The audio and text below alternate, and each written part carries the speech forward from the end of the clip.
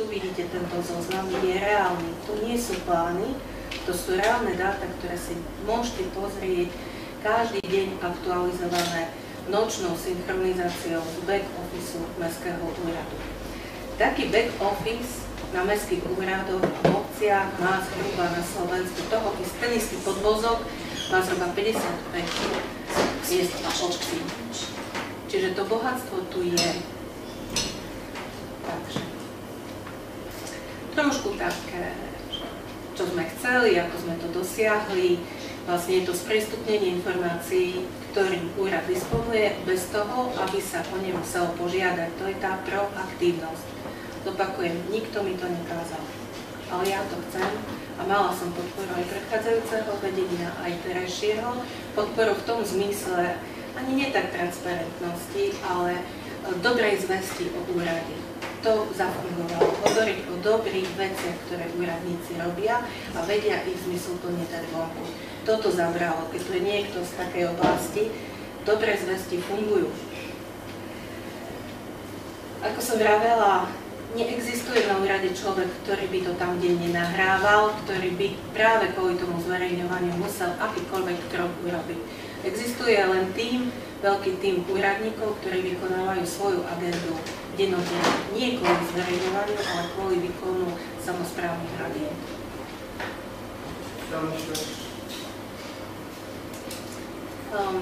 Na jeseň minulého roku som chcela trošku niečo povedať, že celý život robím s dátami a že som pochopila, že to je ako keby som mala nejakú múku, soľ, vajíčka v komore, jednotky a nulky, a keď je ten dobrý kuchár a nájde tie súvislosti, to je ako keby som navarila niečo, upiekla z týchto dát zmysluplne, tak som to vlastne nazvala, že to je určitý recept a určité kuchárstvo moderné, ako dať vonku.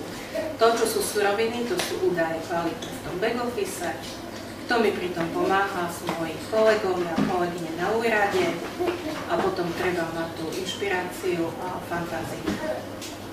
A vlastne potom každú noc niekto, hovoríme tomu samo, tie dáta posplíta, vyhodí von. Ja sa ešte trošku vrátim k tomu, nevedela som, ktoré témy mám vybrať, nevedela som si predstaviť, kto tu celkom príde. Tých tém je veľa, tak som vybrala takú samosprávnu vec a to je čerpanie a plnenie rozpočtu. V našom informačnom systéme máme 33 organizácie, čiže všetky školy, škôlky, materské školy, zariadenia pre seniorov, čiže všetky rozpočtové organizácie, Mestský úrad, matriku, Mestskú políciu. Všetky sú naviazané na rozpočet. Tento rozpočet si každý jeden občan, každý jeden daný poplatník môže denne kontrolovať na webe, lebo tou nočnou synchronizáciou tie dáta idú von v štrukturovanej forme. Čiže ak by sa našiel niekto, kto by chcel tento náš rozpočet, ja na to nemám čas, ani nie je to mojou úlohou, to vedel pekne dať do nejakých kociek, dláždíc a nejakých tých trubiek.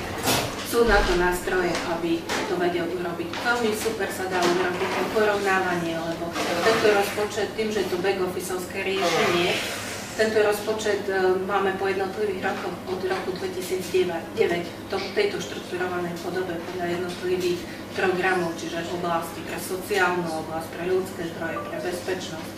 Čiže výborná vec, kto robí v nejakom univerzitnom prostredí na diplomovku, na bakalárku, na vôbec ako dáta sú konzistentné, sú štrukturované, ja za nich ručím, nejaké iné nie sú.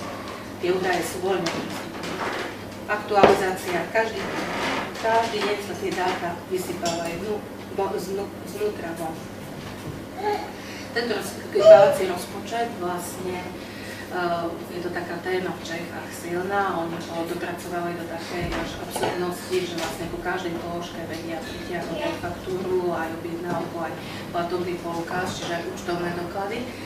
Musím povedať, že mesto Prešov má pripravenú túto vec, ale nie sme natoľko vybavení technologicky, čo sa týka serverov, lebo to sú milióny údajov, ktoré treba spracovať.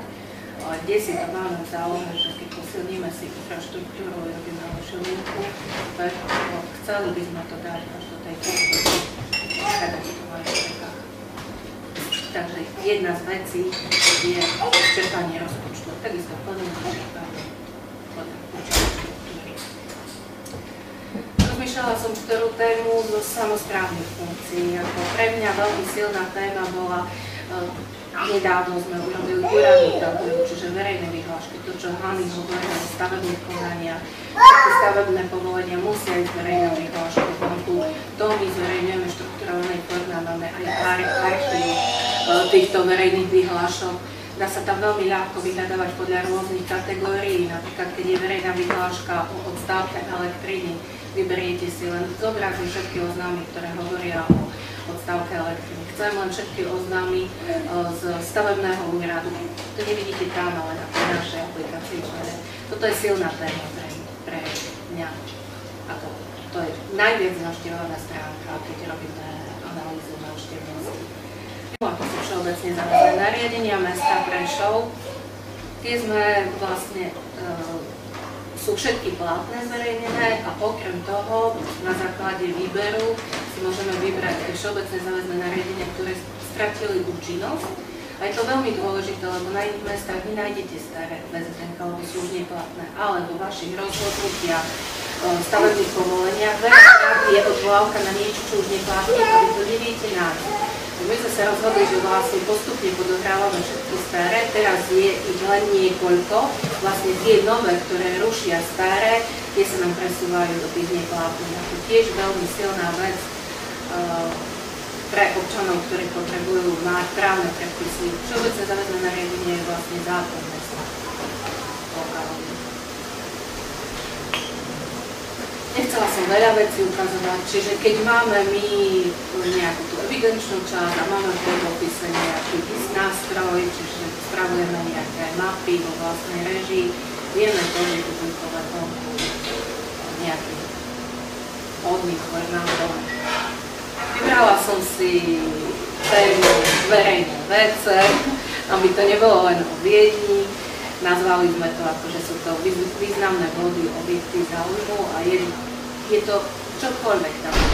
To, čo vieme my odsledovať, vieme si do tej mapy zakresliť, vieme to pustiť vonku. Ja som konkrétne po vzore Peťa Hanečáka, keď pri každej jeho prednáške skončí, takže Viedeň WC, tak som povedala, urobíme si aj my Prešov WC, tiež treba trošku s rozumom na to ísť. Máme v meste 3 verejné WC, ktoré sú v kompetencii mesta, technické služby zriadujú, tak som si nazvala, že to sú tie modré. To vy viete dobre, že to sú tie najhoršie. Ale potom ma napadlo, že pre človeka je dôležité vedieť aj, že v Kauflande je vecko zadarmo, aj v Bíle, aj na železničnej stanici, aj v McDonalde je vždy čisto. Čiže som to nazvala tie červené, to sú WC iné pre klientov. Sú zakreslené v mape, dá sa to vyhľadávať. V blízkej budúcnosti by som vlastne celú tú tému významných bodov chcela preniesť aj do tej tabuľkovej formy, aby to jedno s druhým korešpondovalo, aby keď chcem vidieť zoznam WC v tabuľke, so klikom do mapy, tak si zoberiem zoznam WC v tabuľke, a keď chcem pozrieť cez mapu, naopak.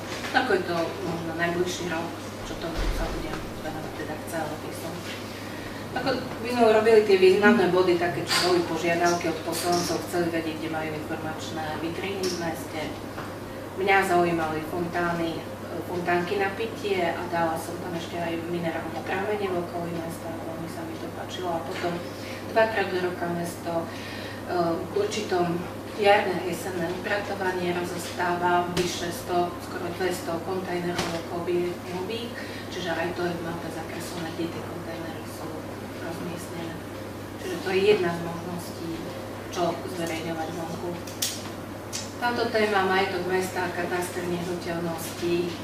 Data nie sú naše, data na základe zmluvy z GKU si mesačne žiadam z GKU kvôli tomu, že máme výkon samosprávnych funkcií, či už daňové konania alebo stavebný úrad, spoločný obecný úrad stavebný.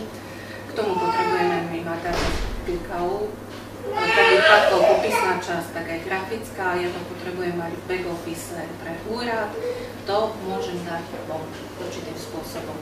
Z týchto dát mám vypočítané, že 8 tematických map viem robiť veľmi jednoducho z údajov katastrálneho úradu.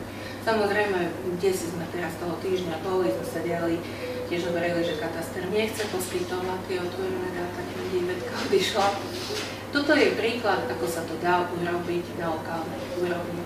Neporušujem zmluvu, lebo ja dáta neposkytujem pre tie osobe, ja ich len vizualizujem. Napríklad to, čo vidíte, to je majetok mesta ofarbený. Je to veľmi výborný nástroj, ako vidno, že ešte máme veľa majetku podľa percent číslo, teda typu C. Je to dobré hlavne kvôli tomu, keď sa napríklad kosí.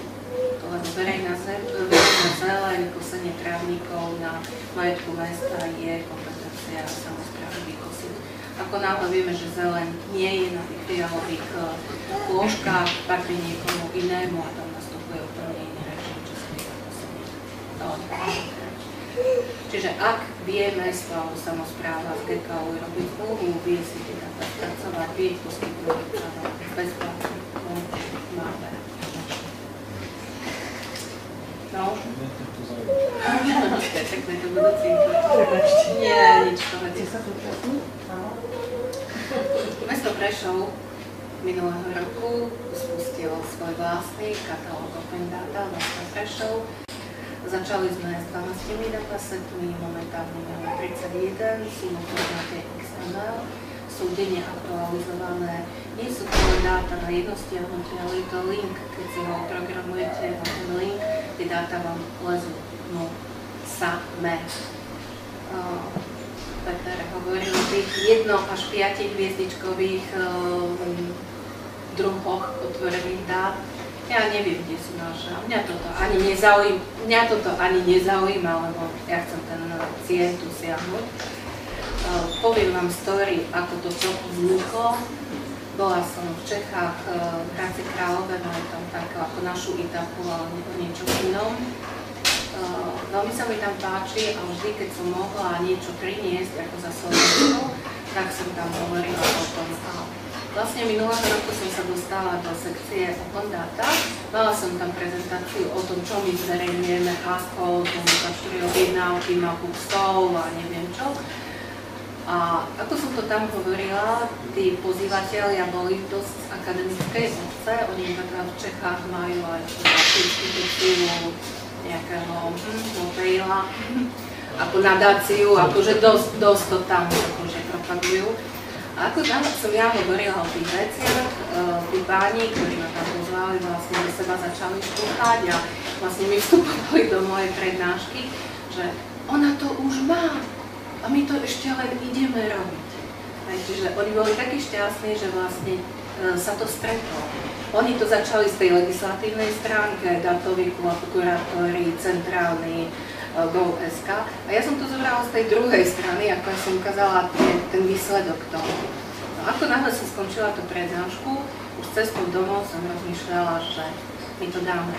Ako my si to urobíme lokálne. Ja som vôbec netušila, že je také OGP, že je nejaký Hanečák, že je niečo, lebo to nie je moja práca. Moja práca je správa informačného systému a robiť ten support pre našich úradníkov, pre školy, na to, aby robili svoju agendu. A vlastne presvedčila som dodávateľa informačného systému, našla som tam tých nadšencov, ktorí povedali, dobre, ideme do toho. Ako keď sa takto pýta, koľko to stalo to strašne málo. Ja keď vám poviem, že nejakých 15 človekov hodí, čo viete o financovaní, to sú akože úplne smiešné veci. Ale skôr to bolo o tom záujme a nadšení, že to dáme. Takže tých 12 datasetov sme vlastne za ten pol rok sprocesovali a pripravili do, poviem, súťaže etapa minulého roku na jeseň. Ale všetko išlo popri tom aj trošku inak, lebo tí informatici na samosprávach majú svoje nejaké také neformálne združenie a mali sme stretnutie v Martine. A jeden z prednášajúcich bol Peter Hanečák, ktorý hovoril o tom spáčajte, akože prepáčte, že to neviem, ale tak to je. A ako som ho počúvala, po tej to bolo tesne po tom Hradci Králové, všetko sa mi to pekne dávalo dohromady. A vlastne ja som ho tam oslovila, som si ho vyvolala vonku, som do neho hučala, že ho prosím, aby si nájde čas, aby sa pozrel na našu stránku, čo tam máme, že aký som to chcela, že chcela som vedieť názor niekoho od fachu. A nič. Prešiel skoro pol rok.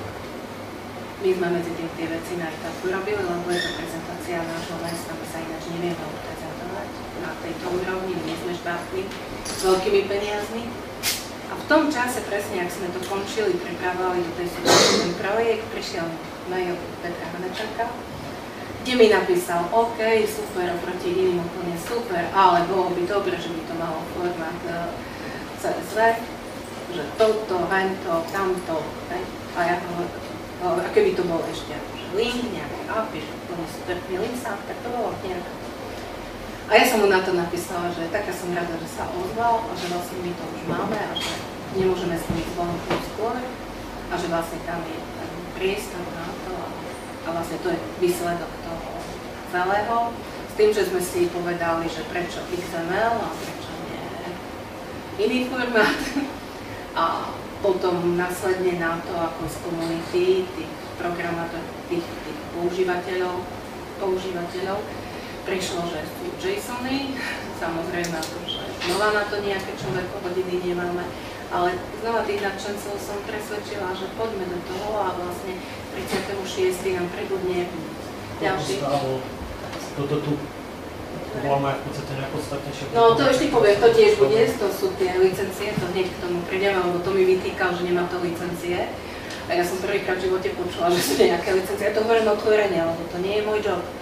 Aj tak som si to naštudovala, zistila som, čo mi poradil, pýtajte sa právnikov na úrade, aj keď sa to natáča, poviem rovno, ako to nie je cesta. Lebo ako náhle, aby som sa pýtala právnikov, oni by povedali, nemáme povinnosť, nič nebude. Čiže som skôr išla tou opačnou smerom, tou pozitívnou prezentáciou, dávaním a vlastne sme sa dohodli na tej licencii, ktorá naozaj je tá CCBI, a je otvorená, vlastne je tu všade otvorená, že táto licencia je povolená, ktokoľvek si ju môže použiť.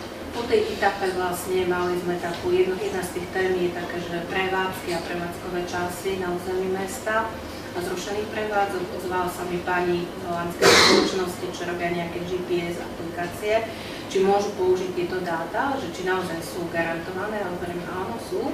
A ona, a akú licenciu máme uviesť? No, tak. Nová prelicencia, ale vyriešili sme to celkom efektne, čiže ako táto licencia je prešla. Tie dáta sú živé, sú úradnícke, takže tento spôsob sme my vymysleli, že je taký najlepší, kde uvedieme na tom formáte, kde sú tie dáta zdrojové, rozsah dát, kedy máme aj popísané v PDF-ku, popis jednotlivých položiek a atribútov, aká licencia je konkrétna, máme zverejnenú validačnú schému a vizualizáciu na transformáciu a stav. Tiež to nie je všetko, lebo automaticky mi prišlo, že je nejaká stránka data.gov.sk. Minulého roku som začala tam nahrávať tie datasety. 31.12. som mala 22, ale medzi tým mi nikto nepovedal, že zmigruje tá stránka a vlastne 4 sa stratili a po novom roku sa tam dá prihlásiť len ako orgán verejnej moci cez nový občania číp. A poviem pravdu, akože tak som bola zaneprázdnená, že som sa k tomu nedostala. Neviem sa dostať k tomu, aby som do tých 31 tam nahrala. Je to veľmi jednoduché, ale potrebujem na to čas a možno pomôcť trošku datovej kurátorky. Takže momentálne tam svietí mesto Prešov s 18 datasetmi, je vysoko hore štatistický úrad, ministerstvo financií a my sme nich okolo desiatky, keby ste sa pozreli.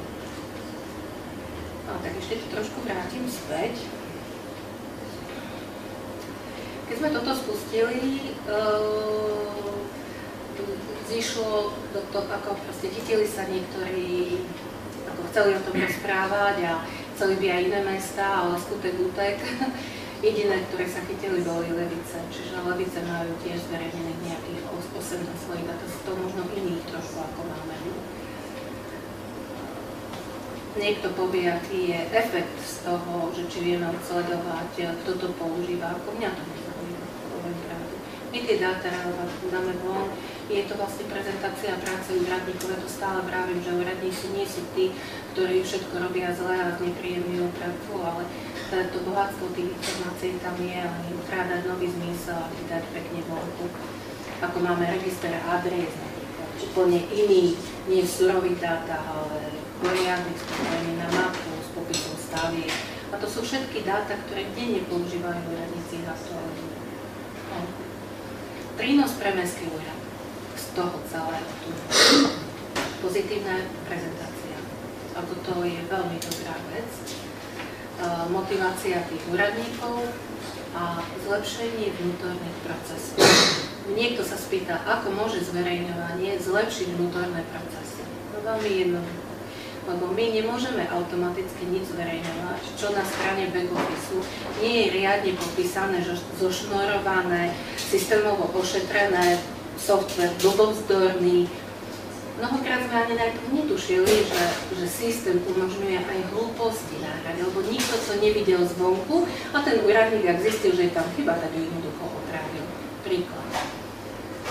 Pred x rokmi téma psí. Zverejňovanie počtu psov, adres, chovu psa, ako výborná téma pre komunitu psíčkarov. Je to tiež jedna z veľmi navštevovaných stránok a strávaní. Lebo ak mám psa s rodokmeňom a potrebujem mu nájsť partnera, lebo tak toho partnera nájdem na tej a tej adrese s jeho partnera. Pri tej príležitosti, keď tá myšlienka prvýkrát napadla tu, som sa išla pozrieť na čistotu tých dát. A ako náhle som si robila nejaké selekty, porovnávanie vo vnútri toho systému, som zistila, evidujeme adresu daňovníka, čiže to je adresa majiteľa psa. Ten môže byť z Nitry, z Bratislavy, z kade, môže to byť hocikto zo Slovenska. Ale adresa chovu psa môže byť len adresa patriaca mestu Prešov. A to v systéme nebolo ošetrené. Čiže sem tam sa tam vyskytlo, že väzy aj na nejaké iné adrese.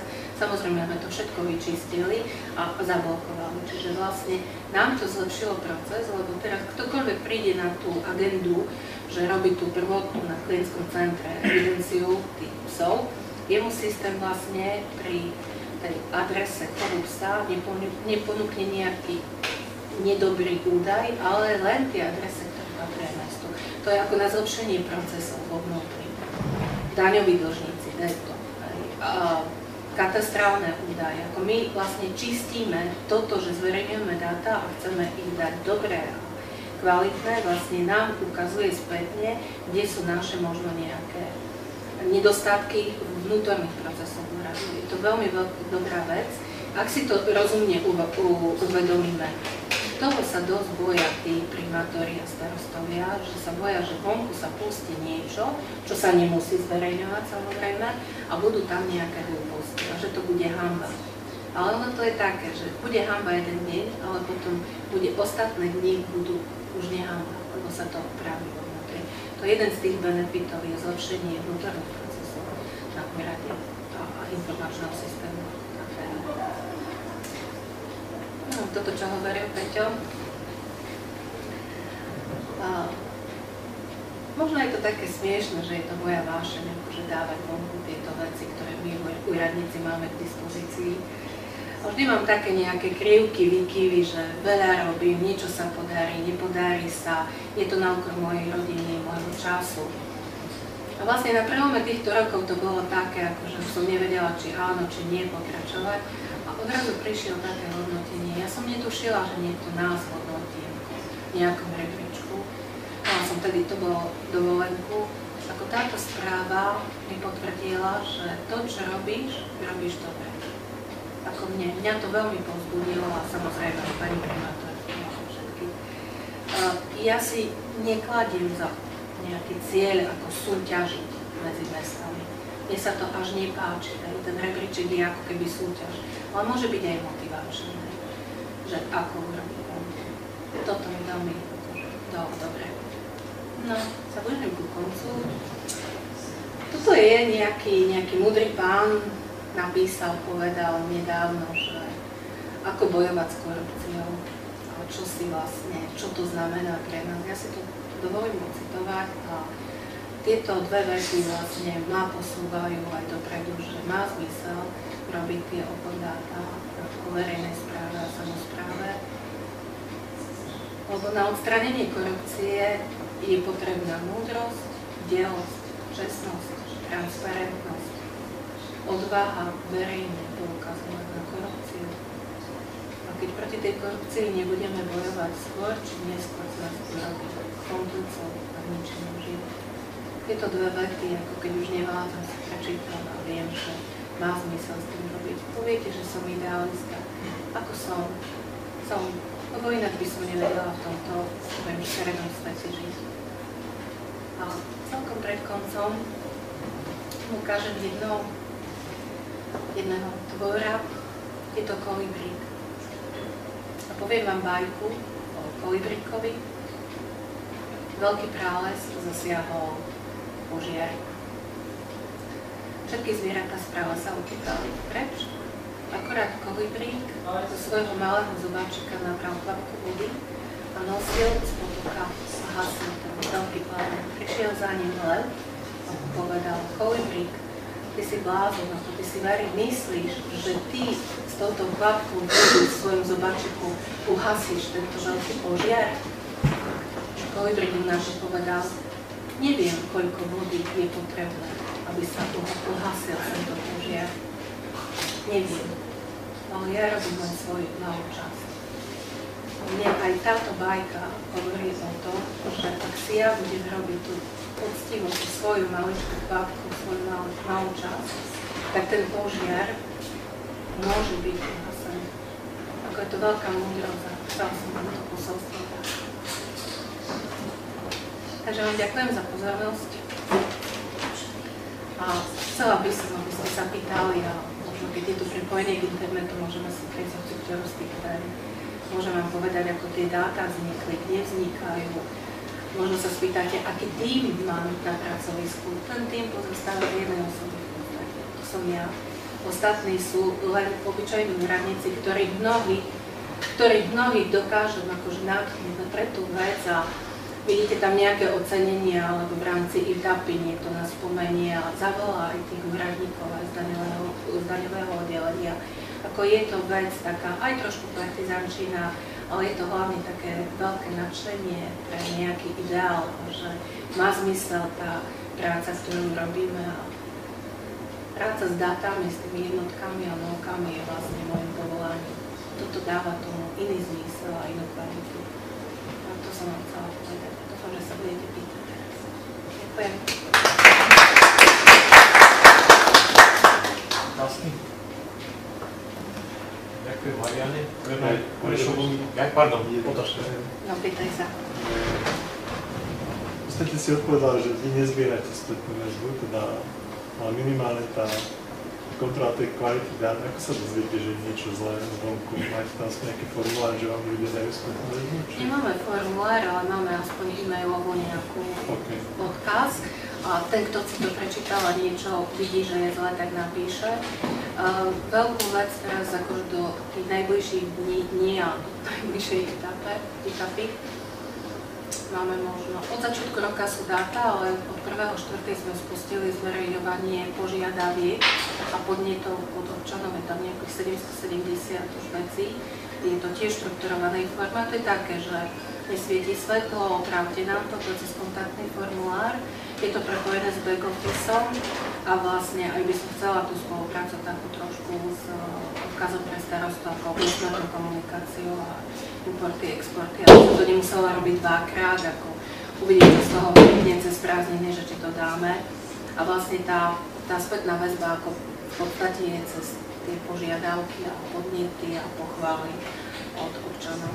Nevieme sa predať. Ako nie je to, viete dobre, že úradníci a samospráva určite nie je o nejakom marketingu.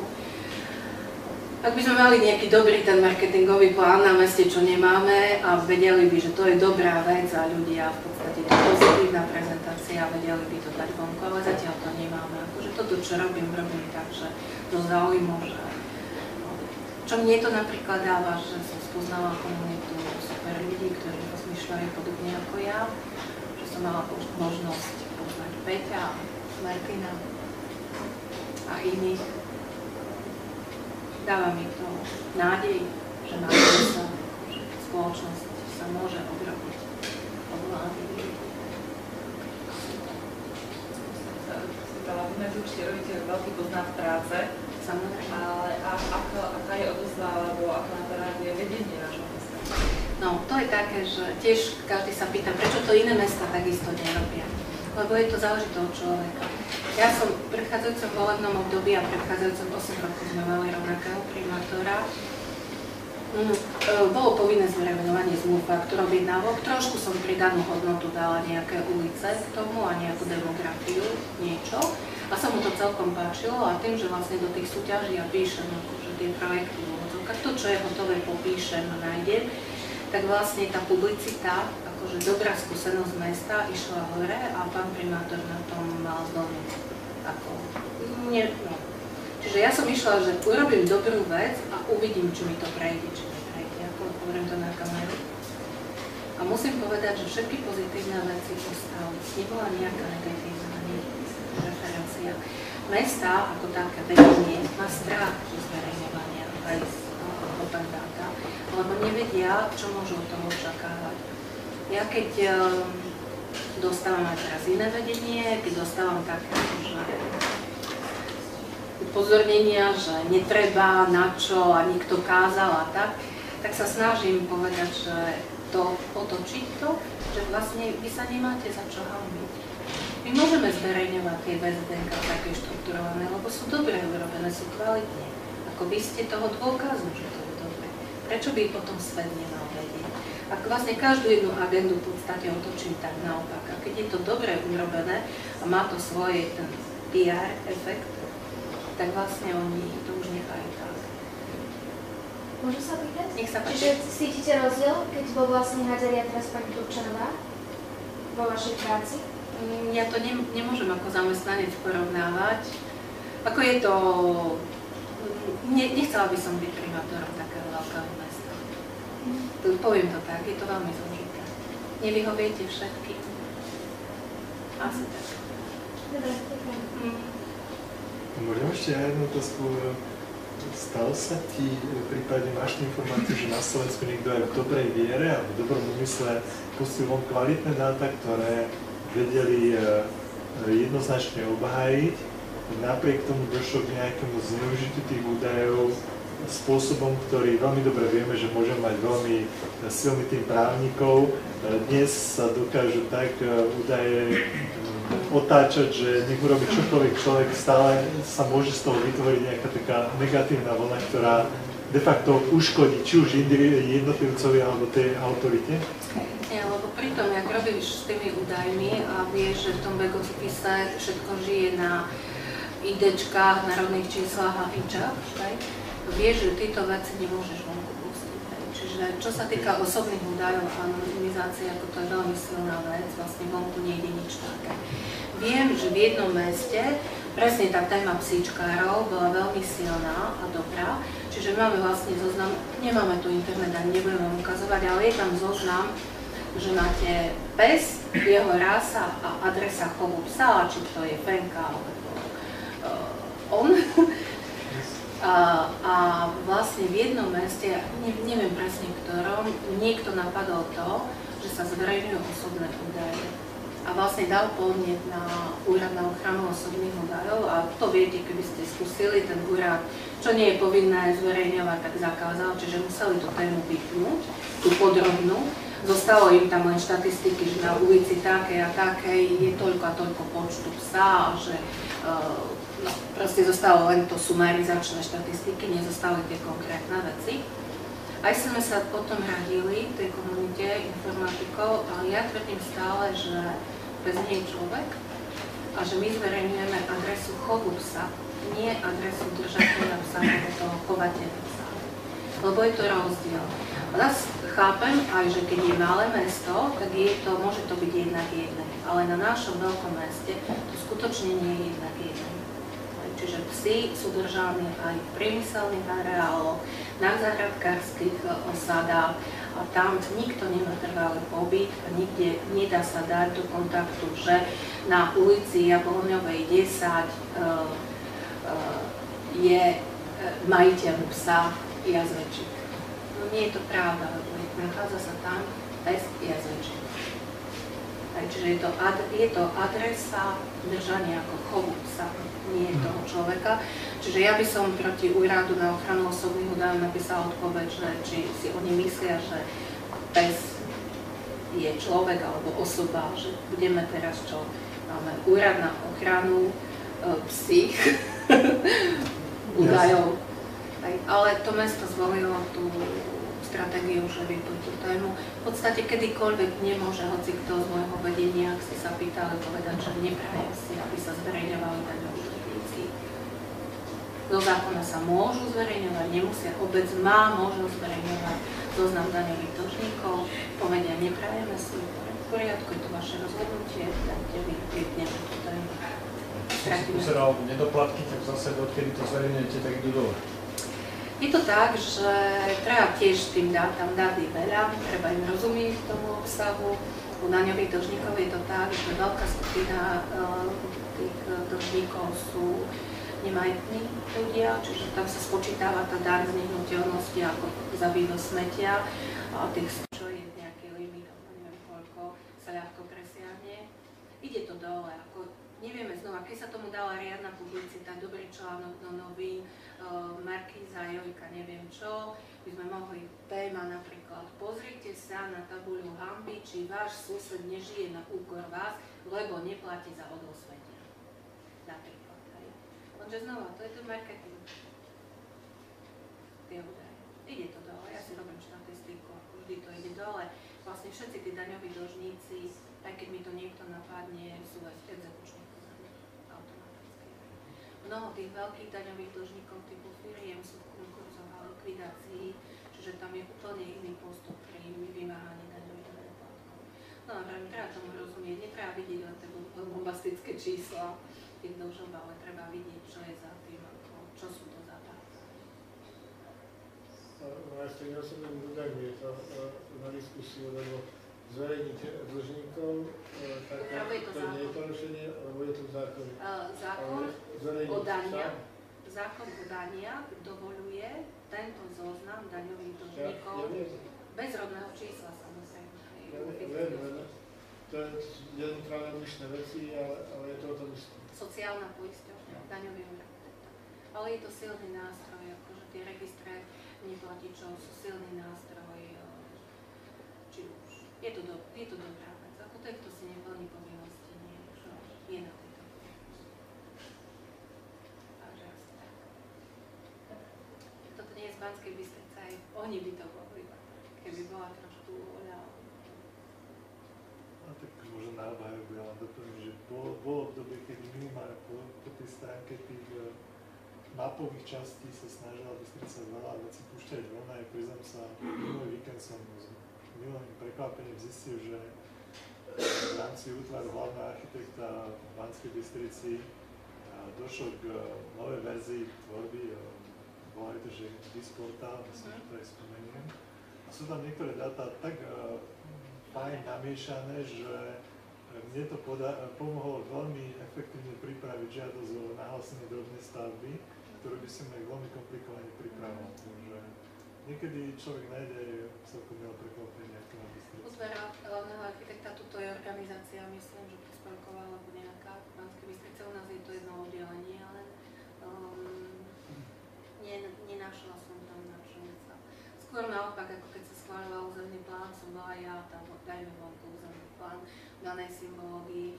Potom, keď boli veľké záplavy, ako vyliala sa nám rieka v meste, hovorím, no, kde my máme tú mapu, že kde sú tie oblasti, a mi povedal inžinier architektov, že no v územnom pláne je to jedna časť zakreslená, hovorím, a mohla by som to dať vonku, akože normálne, že to je akože protipovodňová mapa alebo vyznačenie tých území, že hej, super, super, hej.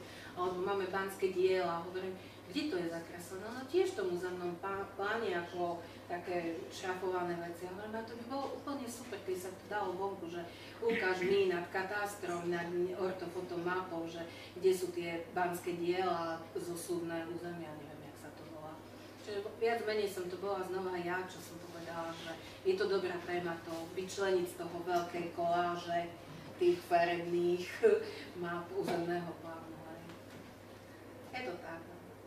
Ale je tu ten čas a som rada, že to aj vláda bude podporovať aj v tom novom programovacom období. Je to o nanietenosti o zmysle práce. Koľko má riadička na meste?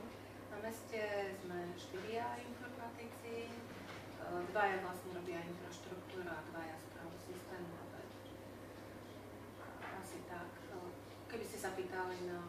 Chcela som si to vám pripraviť, že koľko v tom back office je, ako je tam nejakých 56 modulov agent, plus nejaké GISy a mám nejakých 450 klientov. Také ako tu v Banskej Bystrici. A je to vlastne o tom, že našla som tam ľudí, ktorí boli ochotní sa natchnúť pre túto vec. Ako vážne to teraz hovorím. Oni majú tú politiku obchodnú takú, že keď to vyvinú pre nás, tak ostatní to dostanú za veľmi zvonkovú a smiešný sumu, len musí byť ten akože to chcenie. Ako pod informatikou ho čakať nikto nemôže, alebo taký zjav, veľmi sa nevysne som takto osoba hromadného výskytu. Ale ak by to primátor povedal, alebo zastupiteľstvo, že takto to chceme mať, ten dodávateľ toho back officeu je na to pripravený, aby toto spustil a pomohol pri tom vyčisťovaní tých dát. Takže je to ten istý dodávateľ. Banská Bystrica ich mali dlhšie od 3 roky, my od 2000, ale nie ešte predtým. Že mali by byť technologický. Dobre? Na tomto príklade mi napadlo, že teraz. Že máte takú službu asi, že ktorá vám to publikuje na váš web a keď dávate na DataGo, tak to robíte ale manuálne. To nič, ja tam raz to urobíte. Táto DataGo, kde je webka, tam to len raz napíšete, že na tomto linku máte zoznam mestských policajtov. Samozrejme.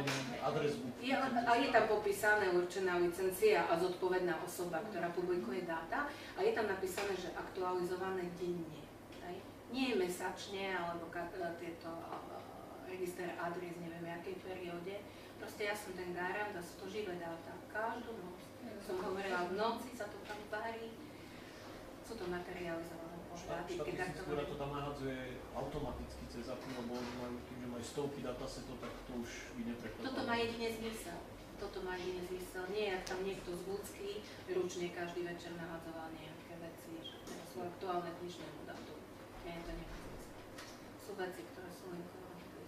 Ja som to chcel povedať, že vlastne na tomto príklade vidno, že treba mať takého zanieteného a aktívneho človeka vnútri toho úradu, lebo keď znamená aj týchto našich iniciatív, že keď príde niekto zvonku a vyšlo tých primátorov, viceprimátorov, ktorí na jednej strane ako chcú, aby to bolo, ale vnútri úradu sa už neudeje. A by to nemuselo byť tak peniaze, ale to tých ľudí, tých entuziastov. Mám ešte jednu takú, akože keď už hovorím asi nejaké tie skúsenosti z praxe. My keď sme spustili ten katalóg Open Data mesta Prešov, tých 12 datasetov, vznikla medzi tým platforma Digital Slovensko a tam jedna z vecí je transparentná samospráva, jedna z tých komórok a som si tam napísala normálne, ja som to tam čítala, čo si tam píšu, a potom v určitom okamihu som si povedala, lebo všetci nadávali na úradníkov, na samosprávu, ako to nejde. A si to môžete pozrieť, to je ako verejne prístupné. A tak som jeden večer si povedala, teraz je tvoj čas. A ja tam som napísala, že aj ja som ten a som zo samosprávy a my v Prešove to robíme takto. Link, krátko, veľmi krátko. A odozva boli lajky, ozvali sa potom jeden pán z tretieho sektora, ja neviem, kto to je, má nejakú prezývku, nejaký nick, z Levíc povedal, že A veď to my sme mohli mať tiež v Leviciach, my máme to isté na back office, prečo my to nemáme? A ja chcem zmluvy, faktúry a objednávky mať ako dataset. No tak stačí, keď nakontaktujete kolegu, správcu informačného systému a vám poradím, že čo ako urobiť. A naozaj sa tak stalo, že vlastne ten zvonku aktivista, ako nebudem vám potom hovoriť, keď som rozprávala s informatikom, čo on hovoril o tom aktivistovi a mne povedal, že som úplne akože šiši, že čo to vyvádzam na Slovensku, že potom on má z toho kopec roboty navyše. Ale ten prínos chcem povedať, ten Nick, ten aktivista z Levíc, vlastne chcel veľmi, aby dáta za zmluvy, faktúry a objednávky boli poprepájané navzájom. Aby videl, že táto faktúra je na základe tejto zmluvy alebo tejto objednávky. A vlastne v tom datasete to je. Oni, ak zverejnili ten dataset vonku, ten aktivista si vlastne pospájal tie dáta, a neviem, či na Mestskú rádu, či kde si, prišiel s tým, že toľko veľa faktúr je, ktoré sú vystavené a zaplatené na základe žiadnej objednávky a žiadnej zmluvy. No to mi vytýkal ten informatik, že keď si vedela, čo si mi zrobila, Kaula, už prestaň. A ja vrem, aký problém mu to vysvetliť? No však sme tomu vysvetlili, že povinné zverejňovanie zmluv, faktúr a objednávok je od 2011 roku. A všetky zmluvné vzťahy, ktoré sú predtým, vlastne nemáte ich kde zaevidovať v informačnom systéme. Takže znova je to o tom, že tých údajov je veľa, sú kvalitné, ale dôležité je rozumieť tým údajom, o čom hovoria, ako vznikajú, prečo to je práve tak a nie inak. Dotácie napríklad zverejnené, to je výborná vec. Je to znova taká mobilizácia tých občianskych združení na území mesta, lebo každá žiadosť o dotáciu v oblasti napríklad kultúry, športu a sociálnych vecí je zverejnená automaticky na webe, kde je popis tej akcie, koľko peňazí žiadali, koľko dostali, na základe čoho, akou zmluvou to bolo realizované.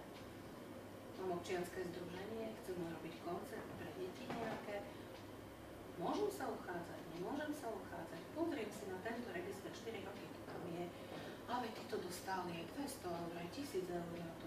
No napíšem ten projekt a dostanem, a je to tak.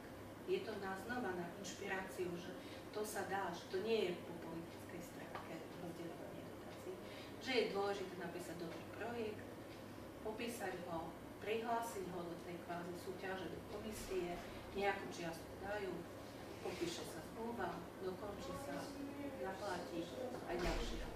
Ako vyššiu transparentnosť na prideľovanie dotácií z mestského rozpočtu pre tento sektor neexistuje ako evidencia žiadosti o dotáciu. Už ja som znova rozprávala, že? Ďakujem.